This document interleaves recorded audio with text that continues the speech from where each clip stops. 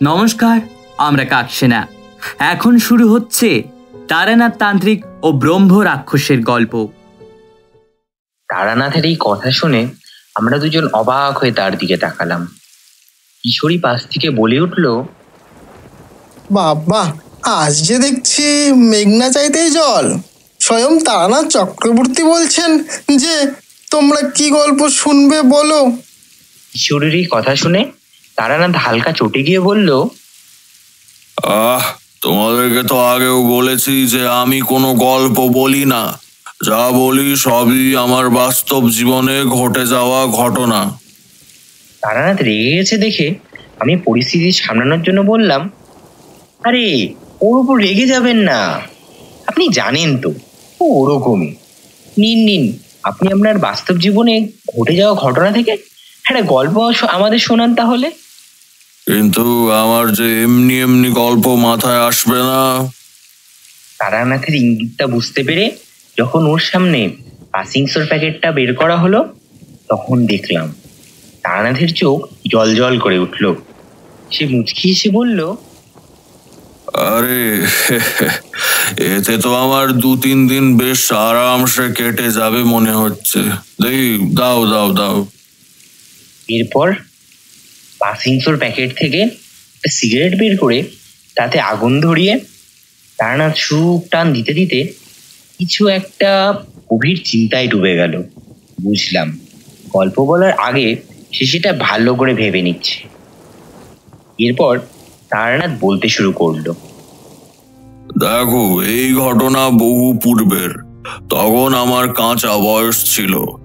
আমি দেশ বিদেশে নানা স্থানে তখন ঘুরে বেড়াতাম। না কোনো পাকাপাকি ভাবে থাকার আশ্রয়স্থল ছিল, না জানতুম আজকের খাবার জুটবে কিনা। তবুও হেঁটেই যেতাম। তো এমনি একদিন একটা গ্রামের পাশ থেকে হেঁটে হেঁটে যখন যাচ্ছিলাম, পড়ন্ত বিকেল বেলায় গ্রামটি তখন বেশ সুন্দর দেখাচ্ছিল। সূর্য লাল আলোয় গোটা গ্রামের পরিবেশ রক্তিম হয়ে উঠেছিল। সময়টা ধান কাটার মরশুম ছিল বোধহয় তখন। তাই বিকেল বেলা বহু চাষিরা ফসল কাটছিল। মাঠগুলোর পাশেই স্বচ্ছ জলধারার একটি জলাশয় আমার নজরে পড়ল। 1-2 লোক দেখি সেই জল খাচ্ছে। আমিও জল খাওয়ার জন্য জলাশয়টির দিকে রওনা হলাম। আমাকে দেখতে পেয়ে ওই 2 লোকের মধ্যে থেকে একজন লোক বলে উঠল, তা বাবু কি নতুন নাকি এ গায়ে? হ্যাঁ, মানে নতুনই বলতে পারেন। তবে আমি যাযাবর মানুষ। আসলে গায়ের পাশ দিয়েই যাচ্ছিলাম, বড্ড জল তেষ্টা পাচ্ছিল।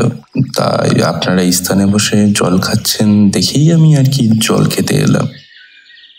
কিন্তু আপনাকে দেখে তো সন্ন্যাসী গোছের মনে হচ্ছে।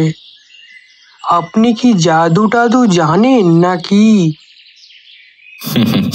না, আমি কোনো জাদু জানি না। আসলে ঈশ্বরের কৃপায় যতটা কারোর মঙ্গল করা যায় তাই করি। আসলে তোমরা তো জানোই যে আমি নিজের সুনাম করতে কোনোদিনও পছন্দ করি না। তাই সেদিন আর নিজের ব্যাপারে কিছু বললাম না। কিন্তু তবুও আমার আলু থালু বেশভূষা, আমার কথার দৃঢ়তা দেখে ওরা কি জানি কি ভাবলো। ওরা তখনই পেছনে জমির মধ্যে কাজ করা আরো পুরুষ মহিলাদের উদ্দেশ্যে হাঁক দিয়ে বলল, এই তোরা কোথায় আছিস? তাড়াতাড়ি আয়, এই দেখে যা কে এসেছে এই গায়ে। আমাদের বুঝি এবার সুদিন এলো রে। বিশ্বাস করবে না, ওর কথা শুনে জমিতে কাজ করার সমস্ত চাষিরা দেখি কাজ ফেলে রেখে ধীরে ধীরে এসে জমা হয়ে আমাকে ঘিরে ধরলো। এদের সবার চোখে মুখেই লক্ষ্য করলাম একটা অজানা কালো ভয় যেন ঘিরে ধরেছে গোটা গ্রামটা সমেত এই সমস্ত লোককে। আমি ওদের উদ্দেশ্য করে বললাম, এ কি, তোমরা এইভাবে হুট করে আমাকে ঘিরে ধরেছ কেন? এর কারণটা কি? তোমরা কি কিছু বলতে চাও আমাকে? দেখলাম এই ভিড়ের মধ্যে থেকে একজন কর্তা গোছের লোক এগিয়ে এসে বলল, নমস্কার, আমার নাম রামলাল। আমি এই গ্রামেরই মোড়ল। আমাদের এই গ্রাম অনেক বিপদের মধ্যে দিয়ে গিয়েছে। আর সবচেয়ে যে বড় বিপদটা এখন আমাদের গ্রামের মধ্যে রয়েছে সেটি হলো, গ্রামের যখন কোনো বৃদ্ধ মানুষের মৃত্যুর সময় আসে তার কিছুদিন আগে থেকেই তার মাংস যেনকে খুবলে খুবলে খেয়ে নিয়ে যায়। ওই বৃদ্ধ মানুষকে সারা রাত পাহারাতে রাখা হয়, তাও দেখা যায় পরদিন সকালবেলা ওই মানুষটির দেহকে কে যেন খেয়ে নিয়ে চলে গেছে। কিন্তু সবচেয়ে অবাক করার ব্যাপার হলো, এই বৃদ্ধ মানুষগুলো কোনোদিনও কিছু টের পায় না, তাদের কোনো ব্যথাও অনুভব হয় না। এরপর ধীরে ধীরে ওই আধ খাওয়া স্থানে পোকা জন্মাতে শুরু করে, মশা মাছি বসে, ওইসব জায়গা পুঁজ হয়ে অবশেষে মানুষটা তড়পে তড়পে মরে যায়। এই তো গত মাসে আমার বাবাও ঠিক ওইভাবে মারা গেছে। আমরা নিরুপায় হয়ে বসে থাকি, কিছুই করতে পারি না। বাপ কাকাদের এইভাবে তড়পে তড়পে মরতে দেখে সত্যি নিজেদের অসহায় মনে হচ্ছে সাধুজি। তবে তবে এখানেই শেষ নয়, এটি তো একটি ঘটনা।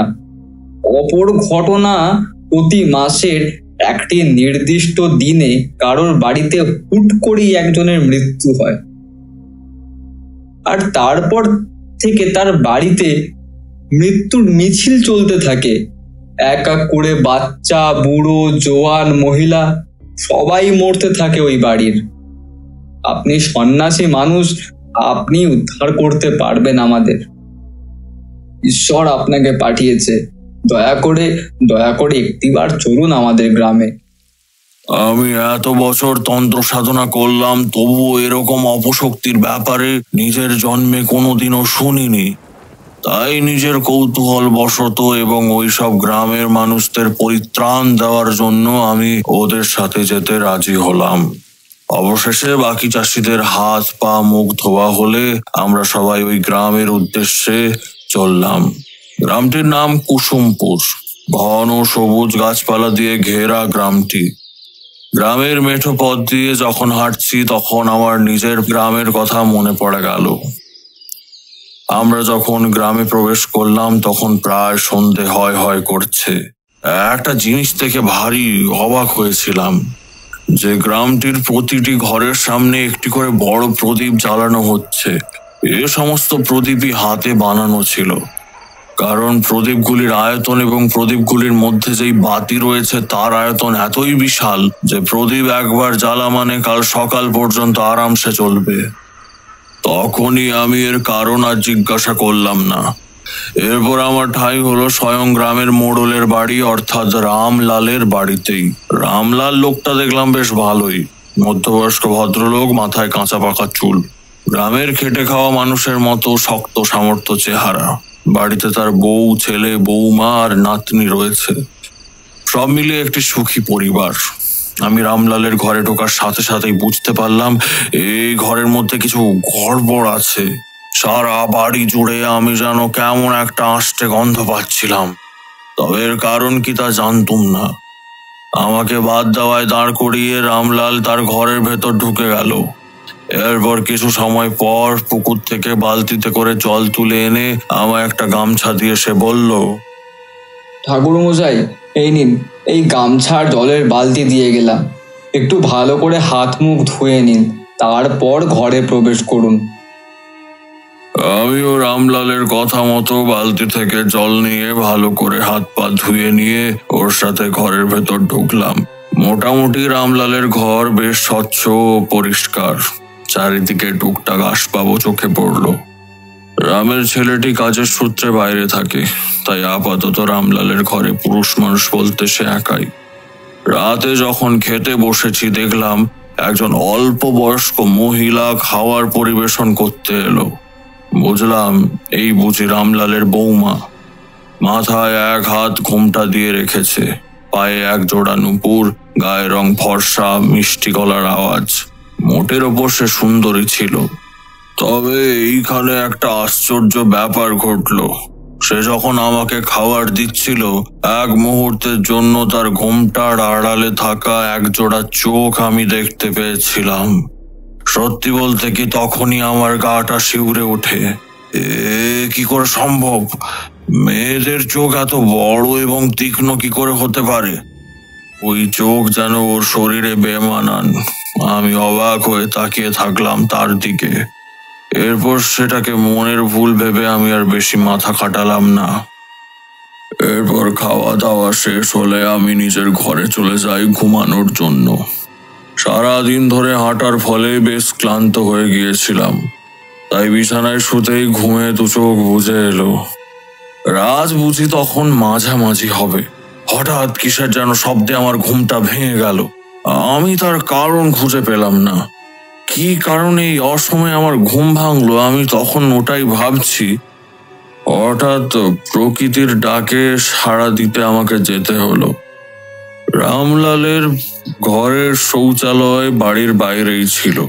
তবে শুধু রামলালের কেন, গ্রাম বাংলার প্রতিটি ঘরের শৌচালয় বাড়ির বাইরেই থাকে। এই কারণেই গ্রামের লোকের শরীরের রোগ জ্বালা কম হয়, শরীর তরতাজা থাকে, রোগ ব্যাধি প্রায় থাকেই না বললে চলে। আমাদের বাস্তুশাস্ত্র যদি মানো তাহলে ঘরের মধ্যে কোনোদিনও শৌচালয় করতে নেই। একটা জিনিস খেয়াল করবে, আজ পর্যন্ত যত মানুষের ক্যান্সার হয়েছে তাদের সবারই ঘরের শৌচালয় বাড়ির ভেতরে ছিল।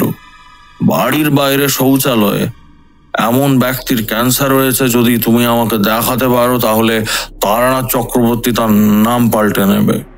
তো আমি যখন শৌচকর্ম সেরে আবার বাড়ির দিকে ফিরে আসবো তখন দেখি আমার পেছন থেকে নুপুরের ছম ছম আওয়াজ ভেসে আসতে লাগলো। আমি অবাক হয়ে সেই দিকে চাইলাম। দেখলাম বাড়ির সদর দরজা দিয়ে একটা মেয়ে মানুষ যেন বেরিয়ে গেল। হালকা অস্পষ্ট ভাবে দেখে যতদূর বুঝলাম এ রামলালের বৌমা কনক হবে বোধ হয়, কিন্তু তাও কি করে সম্ভব? এত গভীর রাতে একলা মেয়ে মানুষ কোথায় বা যাবে? কিন্তু ব্যাপারটাকে এভাবে ছেড়ে দিলেও চলবে না, তাই আমি ঠিক করলাম ওই মেয়েটির পিছু পিছু যাব, দেখি ও কত দূর যায়। আমি সেই মতো ওই মেয়েটির পেছন পেছন চলতে লাগলাম। আশেপাশের বাড়িগুলোতে তখনও বড় বড় প্রদীপ জ্বলছে, তাই পথ চিনে নিতে আমার কোনো অসুবিধা হচ্ছিল না। দেখলাম ওই মেয়েটি গ্রামের রাস্তার উল্টো দিকের একটা গলি ধরে হাঁটতে লাগলো। এই রাস্তাটি তুলনামূলকভাবে অন্ধকার, এখানে কোনো জনবসতি নেই, চারিদিকে শুধু বন আর জঙ্গল। এই প্রথমবার মেয়েটি দেখলাম যেন আমার থেকে একটু বেশি আগে আগে চলতে লাগলো। আমি যতই জোরে হাঁটি ও যেন আমার থেকে ততই বেশি এগিয়ে যায়, এবং ধীরে ধীরে দেখলাম আমার সামনে থেকে সে অদৃশ্য হতে থাকলো, এবং সবশেষে আমি তাকে খুঁজে পেলাম না। চারিদিকে তাকাতে লাগলাম, কিন্তু আমি সেই মেয়ের আর কোনো চিহ্নই পেলাম না। তবে আমার থেকে খানিকটা দূরে দেখলাম একটা প্রকাণ্ড বট গাছ। এই রাতের বেলাও সেই গাছকে দেখে আমার গা ছম ছম করে উঠল। এত বড় সেই গাছ ছিল যে তার প্রকাণ্ডতা আমাকে শিহরিত করলো। আমি আর সেই স্থানে বেশিক্ষণ দাঁড়ালাম না, তাই সোজা চলে এলাম রামলালের বাড়ি। এরপর হাত মুখ ধুয়ে আবারও শুয়ে পড়লাম। এত রাত যাওয়ার কারণে আমার ঘুমটা সকালে অনেক দেরিতে ভাঙলো। ঘুম থেকে উঠে দেখি সূর্য প্রায় মাথার উপর উঠে গেছে, অর্থাৎ এখন প্রায় 9টা কি 10টা বাজে। আমি তাড়াতাড়ি বিছান ছেড়ে উঠে পড়লাম। রামলাল আমাকে দেখে মুচকি এসে বলল, জানি কালকে আপনার অনেক পরিশ্রম গেছে, তাই আজকাল আপনাকে ঘুম থেকে তুলিনি। নিন, তাড়াতাড়ি হাত মুখ ধুয়ে নিন, আমি খাবার বাড়তে বলছি গিন্নিকে। এরপর আমি নিমের দাঁতন দিয়ে দাঁত মাজতে মাজতে আশপাশটা একটু ঘুরে নিলাম। তারপর রামলালের সাথে সকালের খাবার খেতে বসলাম। রামলাল আমাকে উদ্দেশ্য করে বলল, আচ্ছা, আমি প্রথমেই আপনার কাছে দুঃখিত, কারণ আজ আমাকে আর আমার গিন্নিকে এক শ্রাদ্ধ বাড়ির নেমন্তন্ন খেতে যেতে হবে। আমার বৌমাও সাথে যেত, কিন্তু বৌমার হাতে এক মাদুলি আছে। ওই মাদুলি পরে শ্রাদ্ধ বাড়িতে গেলে মাদুলি আবার ফেটে যায়, তাই ও যেতে পারবে না। আর আমার ছেলেটাও তো 1.5 বছর হলো ঘরে আসেনি। সে কি, কেন? সে বাইরে কাজ করে, তার এমনিতেও ঘরের প্রতি টান নেই। তার শুরু থেকেই ছেলের শখ ছিল, কিন্তু যখন তার মেয়ে হলো তখন থেকেই সে বৌমাকে মারধর করত। শেষে এমন হলো যে সে বৌমাকে সহ্যই করতে পারতো না। তাই অবশেষে নিজেই আবার শহরে চলে গেল কাজ করতে। সেখানে কয়েক বছরের মধ্যে ভালোই নামডাক করে ফেলেছে। আমি অনেকবার বলেছিলাম যে বৌমাকে নিয়ে গিয়ে ওখানে রাখ, শহরে একা আছিস, বৌমা থাকলে তোরই সুবিধা হবে। কিন্তু কে কার কথা শোনে? সে তো বৌমাকে ওখানে নিয়ে গেলই না, উপরন্তু জানতে পারলাম সে সেখানে একটি মেয়েকে বিয়ে করেছে, তাদের একটি বাচ্চাও হয়েছে, সে ছেলে। তাই আমার ছেলে ঠিক করেছে আর গাঁয়ে ফিরবে না। কিন্তু মুশকিল হলো, আমার এই প্রথম পক্ষের বৌমা কনক, ও আসলে অনাথ। ওর আমরা ছাড়া আর কেউ নেই, তাই ওকে নিজের মেয়ের মতোই এখানে রেখে দিয়েছি। ছেলে আর বুঝি বাড়ি ফিরবে না। কিন্তু ভয় হয়, আমরা বুড়ো বুড়ি মারা গেলে এই একলা বৌমা আর নাতনি কোথায় থাকবে? কে যে তাদের লক্ষ্য রাখবে? রামলাল বাবু, খারাপ ভাববেন না, তবুও আপনাকে একটা প্রশ্ন করছি। আচ্ছা, আপনার তাহলে সংসার চলে কিভাবে? মানে আপনিও তো বয়স্ক মানুষ, তাই এত বড় সংসার চালান কিভাবে? দেখো, মিথ্যা কথা বলবো না, আমার ছেলে হয়তো বিদেশে গিয়ে নতুন বিয়ে করে বউ বাচ্চা নিয়ে নতুন ঘর সংসার করছে, কিন্তু তা বলে তার পিতৃমাতৃর ঋণ সে ভুলে যায়নি। প্রতি মাসে সে নিয়ম করে টাকা পাঠায়, এবং আমি যে শিক্ষায় ছেলেকে বড় করেছি তাতেও সারা জীবন, আমরা যতদিন বেঁচে আছি ততদিন সে টাকা পাঠাবে বলে আমার বিশ্বাস। আচ্ছা উঠি, বুঝলেন? চিন্তা নেই, যে কোনো প্রয়োজন হলে কনক আছে, ওকে একবার হাঁক দেবেন, ও চলে আসবে। আচ্ছা আচ্ছা, বেশ বেশ বেশ। এর কিছু সময় পরে রামলাল বাবু এবং তার স্ত্রী বেরিয়ে গেলেন শ্রাদ্ধ বাড়ির নিমন্ত্রণ খেতে। এই বাড়িতে শুধু থাকলাম আমি, রামলাল বাবুর বৌমা এবং নাতনি। তবে একটা জিনিস আমি কিছুতেই বুঝতে পারছিলাম না, আমি ভিন গায়ের লোক, ওনার বাড়িতে মাত্র একটা রাত কাটিয়েছি। কি ভরসায় যে উনি একজন অপরিচিত লোকের কাছে নিজের বৌমা এবং নাতনিকে ফেলে রেখে গেলেন তা আমি বুঝতে পারি না। যাই হোক, আমি দুপুরবেলা স্নান সেরে যখন বসেছি ততক্ষণে খিদেটা বেশ পেয়েছে। আমি নিজের ঘরের ভেতর পায়চারি করছি আর উসখুস করছি, এমন সময় ও ঘর থেকে একটা মিষ্টি গলার আওয়াজ কানে ভেসে এলো। শুনছেন? চাটুই বিছিয়ে দিয়েছি, আপনি এবার হাতটা ধুয়ে তাড়াতাড়ি খেতে আসুন। আমি তাড়াতাড়ি বাইরে হাতটা ধুয়ে আমার জন্য ঠিক করে রাখা নির্দিষ্ট আসনে খেতে বসলাম। একটু পরে দেখলাম একটা পেতলের থালা হাতে করে এক অপূর্ব সুন্দর মহিলা আমাকে খাবার দিতে এলো। কি তার রূপ! দুপুরের সূর্যের হালকা আলো তার মুখে এসে পড়েছে, সাক্ষাৎ যেন দেবী প্রতিমা। আমি বুঝতেই পারছিলাম না কাল রাতে দেখা সেই এক হাত ঘোমটার আড়ালে যে এমন সৌন্দর্য লুকিয়ে থাকবে। আমি হাঁ করে তার মুখের দিকে তাকিয়ে আছি দেখে সে মুচকি হেসে আমাকে বলল, তা অমন হাঁ করে কি দেখা হচ্ছে শুনি? এর আগে কি মেয়ে মানুষ দেখেননি নাকি? আমি বড্ড অপ্রস্তুত হয়ে পড়ছিলাম তখন, তাই মৌনতা ধারণ করলাম, কিছু আর বললাম না তাকে। কিন্তু তার মনের ভেতর তখন বোধহয় অন্য কোনো মতলব চলছিল। সে আবার বলে উঠল, কি আমার কথা কানে যাচ্ছে না বুঝি? কিছু জিজ্ঞাসা করছি তো। মানে মাফ করবেন, আমার ভুল হয়ে গেছে। আসলে কাল রাতে আপনাকে ঘুমটা পড়া অবস্থায় দেখেছি তো, আজ আর কি, তাই আপনার মুখ দেখে ঠিক মানে। মুখ দেখে কি? মুখ দেখে কি? আমাকে খারাপ দেখতে বুঝি? না না, আমি সেই কথা কখন বললাম? থাক, আর কিছু বলতে হবে না। দুপুরের খাওয়া দাওয়া শেষ হলে আপনি আমার ঘরে আসবেন, কথা আছে। কিন্তু তা কি করে সম্ভব? আমি বাইরের লোক, এভাবে আপনার বাড়ির গৃহকর্তার অনুপস্থিতিতে আমি কি করে? মূল্য যা, যেটা বলছি সেটা করো। আমি তখন সত্যি দ্বন্দ্বে পড়ে গেলাম। আমার নিজের বুদ্ধি বলছে যে তারানাথ চক্রবর্তী সাবধান, ওই পথে যেই পা বাড়িয়েছে তাকে বলি হতে হয়েছে, তাই যেও না ওই পথে। কিন্তু আমার মন বলছে এমন এক সুন্দরী মহিলার আদেশ না মানাটা বোধহয় জীবনের সবচেয়ে বড় পাপ হবে। তাই অগত্যা ভাত খাওয়া হলে কনকের ঘরের উদ্দেশ্যে আমি পা বাড়ালাম। জানি না ভাগ্যে কি লেখা ছিল। আমি যখন কনকের ঘরে প্রবেশ করলাম তখন বুঝতে পারলাম যে ঘরটির থেকে ভীষণ মিষ্টি একটা গন্ধ ভেসে আসছে। এরপর দেখলাম খাটের ওপর কনক পা ছাড়িয়ে হেলান দিয়ে বসে আছে। পাশের জানালাটা থেকে একটা শান্ত শীতল মিষ্টি হাওয়া তার চুলগুলোকে হালকা নাড়া দিয়ে চলে যাচ্ছে। সে তখন চুল বাঁধছিল। কনক যখন বুঝতে পারলো যে আমি এসে দাঁড়িয়েছি, সে তখন চোখের ইশারায় আমাকে তার পাশে বসতে বলল। সে কিছুক্ষণ তীক্ষ্ণ নজরে আমার দিকে তাকিয়ে থাকার পর বলল, তোমার এখনো বিয়ে হয়নি তাই না? না, মানে তা হয়নি।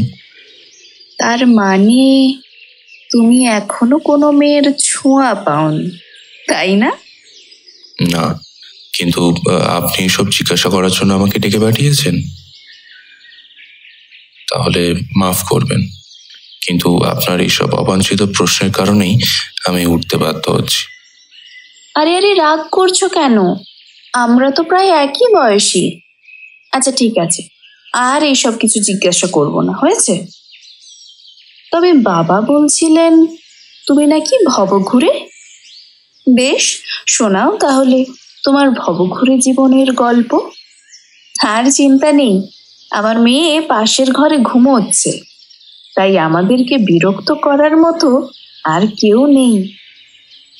আমি প্রথমটায় না না করলেও পরে তার জোড়াজুড়িতে অবশেষে নিজের জীবনের পুরনো সব ঘটনা তাকে শোনাতে লাগলাম। সেও একজন আদর্শ শ্রোতা হয়ে আমার সমস্ত গল্প শুনতে লাগলো। এই যেমন আজকে তোমাদের গল্প বলছি, সেদিনও তাকে ওরম গল্প বলছিলাম। সারা দুপুরটা আমরা গল্প করেই কাটিয়ে দিলুম। সবশেষে বুঝলাম যে মেয়েটা আদৌ খারাপ নয়। ও বেচারির আর দোষ কি, সারাদিনই ঘরের মধ্যে বন্ধ হয়ে থাকে। তাই এত বছর পর কারুর সাথে দুটো প্রাণ খুলে কথা বলার সুযোগ পেয়েছে সে, তাই তার এত আনন্দ। অবশেষে আমাদের কথাবার্তায় ছেদ পড়লো যখন বাড়ির সদর দরজায় রামলাল এসে ধাক্কা দিতে লাগলো। বৌমা, কই এসো, সদর দরজাটা খোলো, আমরা এসে গেছি। আমরা দুজন এতই কথা বলায় বিভোর ছিলাম যে বুঝতে পারিনি কখন সন্ধে হয়ে গেছে। হঠাৎই তার শ্বশুর শাশুড়ির আগমন হওয়ায় সে তাড়াতাড়ি নিজের শাড়িটা ঠিক করতে করতে আমায় বলল, এই তুমি তাড়াতাড়ি নিজের ঘরে যাও, পরে কথা হবে। আচ্ছা বেশ, চলে যাচ্ছি। এরপর আমি নিজের ঘরে চলে আসলাম। কান পেতে শুনতে পেলাম রামলাল তার বৌমাকে বলছে, কি গো বৌমা, এত সময় লাগলো কেন দরজা খুলতে? আসলে বাবা ঘুমিয়ে পড়েছিলাম, তাই শুনতে পাইনি। ও আচ্ছা, আর ওই তারানাথ ঠিক আছে তো? ওনাকে দুপুরে ভালো করে খেতে দিয়েছো তো? হ্যাঁ বাবা। তা উনি কোথায়? উনি ওনার ঘরেই আছেন বাবা। আচ্ছা আচ্ছা, দেখি দাও গামছাটা আনো, একবারে স্নান করি ঘরে ঢুকবো না হয়। আচ্ছা বাবা। সারা দুপুর ঘুমানো হয়নি, তাই আমি একটু শুয়ে পড়েছিলাম। কখন যে চোখটা লেগে গিয়েছিল বুঝতে পারিনি। ঘুম ভাঙলো রামলালের ডাকে। ঠাকুর মশাই, বলি উঠুন উঠুন, সন্ধ্যা হয়ে গেল যে, আর কত ঘুমাবেন? দেখেছেন, এইটা একদমই খেয়াল করিনি আর কি। না না, এতে আপনার কোনো দোষ নেই। নিন নিন, উঠে পড়ুন। শ্রাদ্ধ বাড়ির লোক আমার খুব চেনা পরিচিতি, তাই সেখান থেকে অনেক প্রসাদ এনেছি। তাড়াতাড়ি খেয়ে নেবেন চলুন, না হলে রাত হলে নষ্ট হয়ে যেতে পারে। আমিও তাড়াতাড়ি হাত মুখ ধুয়ে রামলালের শ্রাদ্ধ বাড়ি থেকে আনা ভাত ডাল তরকারি সব খেয়ে নিলাম। ভালোই সুস্বাদু ছিল। এরপর খেয়ে দিয়ে সবে মাত্র বিছানায় বসেছি, দেখলাম রামলাল তামাক সেজে আনলো। সে আমার দিকে তামাকের কলকেটা বাড়িয়ে দিয়ে বলল, চলে নাকি এইসব? আমি লজ্জিত হয়ে বললাম, আগে না, আমি এসব খাই না। হ্যাঁ, সেটাই স্বাভাবিক। তোমার মতো বয়সের ছেলেরা এসব খাবে না, সেটাই স্বাভাবিক। তা বাবা, তোমার সাথে যে আজ আমার খুব জরুরি একটা কথা আছে। আমি চিন্তাগ্রস্ত হয়ে তাকে জিজ্ঞাসা করলাম, আগে কি কথা বলুন তো? কিছু কি হয়েছে নাকি? কিছু হয়নি, তবে একটা খুব জরুরি বিষয় আছে। তুমি ঠান্ডা মাথায় ভেবে দেখো ব্যাপারটা। আমার এইমাত্র কনকের সাথে কথা হলো। দুপুরবেলা নাকি তুমি কনকের ঘরে গিয়েছিলে, সে আমাকে বলল। সর্বনাশ! কনক কি তাহলে রামলাল বাবুকে বলে দিল যে সারা দুপুর সে আমার পাশাপাশি বসে গল্প করছিল? কিন্তু কেন বলল? ও নিজেই তো আমায় ডাকলো, কিন্তু আমার কথা কেই বা বিশ্বাস করবে? এই রে, সেই রাত বিরতে আমাকে আবার ঘর থেকে বের না করে দেয় এরা। আমি ভয়ে ভয়ে রামলাল বাবুকে বললাম, দেখুন রামলাল বাবু, আপনি যেটা ভাবছেন সেটা আসলে নয়। মানে আমি আসলে নিজে যেতে চাইনি, উনি আমাকে যেতে বললেন বলেই আমি গেছিলাম। আর সত্যি বলতে কি, আমাদের মধ্যে সেরকম কোনো কথাও হয়নি বা কিছু হয়ও নি। দেখুন তারানাথ বাবু, আপনাদের মধ্যে কি কথা হয়েছে না হয়েছে সেটা আমি জানতে চাইনি। আমার কনককে নিয়ে আপনার সাথে কিছু কথা আছে, মন দিয়ে শুনুন আগে। দেখুন, আমার ছেলের সাথে কনকের যখন বিয়ে হয় তখন তার খুবই কম বয়স, পাড়া গায়ে যেমন হয়ে থাকে আর কি। কনকের বাবা মা ছোটবেলাতেই মারা যায়। ওর জেঠুর কাছেই মানুষ হয়েছিল। ও আমার এক দূর সম্পর্কের আত্মীয়র গ্রামের মেয়ে। সেখানে গিয়ে ওর খোঁজ পাই। মেয়েটা এত সুন্দরী ছিল যে ওকে দেখেই আমার ভালো লেগে যায়। তাই ওকেই আমার ঘরের বৌমা করব বলে ঠিক করি। এরপর অবশ্য ওর জেঠুকে বেশ মোটা টাকা দিতে হয়েছিল, কিন্তু এখন অবস্থা পাল্টেছে। আমার ছেলে এই ঘর ত্যাগ করার পর থেকে আমার বৌমা আর নাতনিকে নিয়ে আমি আমার স্ত্রীর সাথে এখানেই বসবাস শুরু করি। কিন্তু আমাদেরকে পাড়া প্রতিবেশীরা কুনজরে দেখতে শুরু করে। সবাই আমার বৌমাকে সন্দেহ করতে শুরু করে যে ও নাকি সবার সাথে গায়ে পড়ে কথা বলে, চরিত্র খারাপ। আমরাও মুখ বুজে এতদিন সব সহ্য করে যাচ্ছিলাম। তবে গোল বাঁধলো যখন আমাদের বাড়িতে যুবক ছেলের অভাব হওয়ায় নানান লোক কাজের অজুহাতে আমাদের বাড়িতে আসতে লাগলো। বৌমার সাথে জোর করে খাতির বসাতে চাইলো, বৌমাকে কুনজরে দেখতে লাগলো। এইসব নিয়ে আমি তখন উত্তক্ত হয়ে উঠলাম। তখন ভগবানের মতো আপনার আগমন হলো। এরপর রামলাল আমার হাত দুটো ধরে মিনতির সুরে বলে উঠল, আপনার দুটো পায়ে পড়ি, আপনি আমাকে বাঁচান। আমার বাড়ির এই বৌমাকে আপনি নিজের স্ত্রী হিসেবে গ্রহণ করুন, আর ওর মেয়েকে নিজের মেয়ে হিসেবে মেনে নিন। আমি আকাশ থেকে পড়ার মতো অবাক হয়ে গেলাম। আমি এর তীব্র প্রতিবাদ করে রামলাল বাবুকে বলে উঠলাম, না, তা হয় না। আমি সন্ন্যাসী মানুষ, আমি ব্রহ্মচারী। আমি ঘর করব না বলেই ঘর থেকে বেরিয়েছি। আপনার এই আর তার অন্যায়। এই বুড়োটার ওপর আপনি দয়া করুন তারানাথ বাবু, আপনার দুটো পায়ে পড়ি, দয়া করে আমার অনুরোধ ফিরিয়ে দেবেন না। না, তা হয় না রামলাল বাবু। আপনি যদি আমাকে এভাবে জোর করতে থাকেন, আমি কিন্তু আপনার ঘর ছেড়ে চলে যেতে বাধ্য হব তাহলে। না না থাক, আপনাকে জোর করব না। দয়া করে এরকম বলবেন না। আপনি ব্রাহ্মণ দেবতা, আমার ঘর ছেড়ে চলে গেলে আমার ঘরের অমঙ্গল হবে। ঠিক আছে, আপনি বিশ্রাম করুন, আমি আসছি। এরপর রামলাল ঘর থেকে বেরিয়ে গেল। আমি অবাক হয়ে তার চলে যাওয়ার দিকে তাকিয়ে থাকলাম। এই ভর সন্ধ্যাবেলা রামলাল বাবু এমন এক আজব প্রস্তাব আমাকে দেবে আমি তা কোনোদিনও ভাবিনি। তবে সত্যি বলতে কি আমার মনের মধ্যে সেই মুহূর্তে উথাল পাথাল হচ্ছিল। একদিকে নিজের সন্ন্যাসী হওয়ার জেদ এবং অপরদিকে এমন অপ্সরার মতো সুন্দরী কনককে পাওয়ার লোভ, এই দুই অনুভূতির সংঘর্ষে আমার মাথা যন্ত্রণা শুরু হয়ে গিয়েছিল। আমি আর বেশি কিছু ভাবতে পারছিলাম না সেদিন, তাই ঘুমিয়ে পড়লাম। পরদিন ঘুম ভাঙলো কাক ভোরে। ঘুম থেকে ওঠার পর ঘর থেকে বেরোনোর সময় রামলাল বাবুর সাথে চোখাচোখি হতেই তিনি লজ্জায় চোখ নামিয়ে নিলেন। তিনি অত্যন্ত বিনয়ের সাথে আমাকে বললেন, আমি গত রাত্রের ব্যবহারের জন্য আপনার কাছে দুঃখিত। সত্যি আমি এরকম সন্ন্যাসী মানুষকে আমার এমন কুপ্রস্তাব দেওয়া উচিত হয়নি। আমায় আপনি ক্ষমা করুন।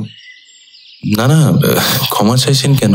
এ কি, আপনি সেটাই করেছেন যেটা আপনার যোগ্য বলে মনে হয়েছে। ওরকম ভাবে ক্ষমা চাইতে হবে না। তবে যত তাড়াতাড়ি পারি আমি আপনার গ্রামের এই রহস্য উদ্ঘাটন করতে চাই। তারপর আমাকেও যেতে হবে। আসলে কি জানেন তো, সন্ন্যাসীদের এক স্থানে বেশি দিন থাকতে নেই। তারা না হলে সংসারের বন্ধনে আবদ্ধ হয়ে যায়। আচ্ছা, এবার আমাকে একটা কথা বলুন তো, আপনার বাবা মারা যাওয়ার ব্যাপারটা আমাকে একটু খুলে বলুন। আপনারা এতক্ষণ শুনছিলেন তারানাথ তান্ত্রিক ও ব্রহ্ম রাক্ষস গল্পটি। আগামী সপ্তাহে ঠিক এই সময় আমরা আবার ফিরে আসবো অন্য একটি নতুন গল্প নিয়ে। গল্পটি পরিচালনায় ছিলেন কাক সৈন্য শান্তনা বেরা। গল্পের যুবক তারানাথ চরিত্রে ছিলেন কাক সৈন্য কৃষ্ণেন্দু এবং বৃদ্ধ তারানাথ চরিত্রে ছিলেন কাক সৈন্য আকাশ। বিভূতি চরিত্রে ছিলেন কাক সৈন্য অর্ঘ্য এবং কিশোরী চরিত্রে ছিলেন কাক সৈন্য কৃষ্ণ। অপরিচিত লোক চরিত্রে সায়ন। রামলাল চরিত্রে সংগ্রামজিৎ। কনকের চরিত্রে ছিলেন শান্তনা। কাজল দাস চরিত্রে জ্যোতি। কাজলের বধ চরিত্রে কৃষ্ণ। ব্রজ ঠাকুরের চরিত্রে পুষ্পেন্দু এবং মধু সুন্দরী দেবীর চরিত্রে ছিলেন অঙ্কিতা। গল্পের এডিটিং ও মিউজিক এফেক্টে অরিন্দম ও কৃষ্ণ। গল্পের প্রুফ রিডার ছিলেন কাক সৈন্য সৈকত সরকার এবং আরমিন সুলতানা। গল্পের পোস্টার ডিজাইনিংয়ে কাক সৈন্য সৈকত রায়। গল্পের ভিডিও এডিটিংয়ে ছিলেন কাক সৈন্য পুষ্পেন্দু ঘরামি। আগামী সপ্তাহে ঠিক এই সময় আমরা আবার ফিরে আসবো আরও একটি নতুন গল্প নিয়ে। আর এরপর থেকে কোথাও কাক দেখলে ভাববেন আমরা আপনার উপর নজর রাখছি। সবাইকে কাক রাত্রি।